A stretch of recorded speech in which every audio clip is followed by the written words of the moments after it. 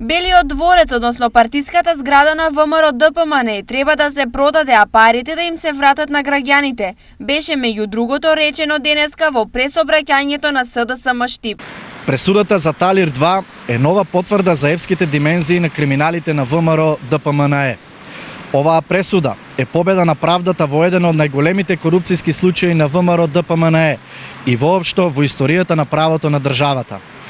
Со судска пресуда е докажано дека имотот на ВМРО ДПМН во нашиот град, заедно со Белиот дворец вреден околу 7 милиони евра, е незаконски и криминално стекнат.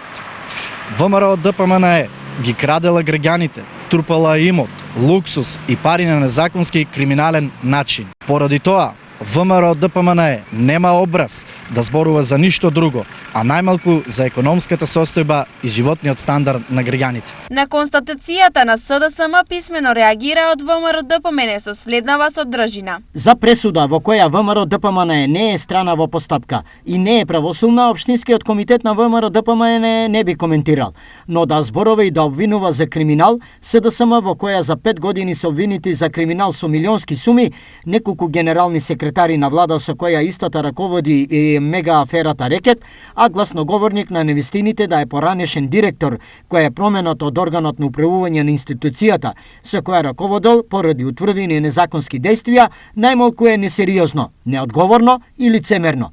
А за истото, граѓаните се сведоци секојдневно. Стои во соопштенијето на ВМРО ДПМН.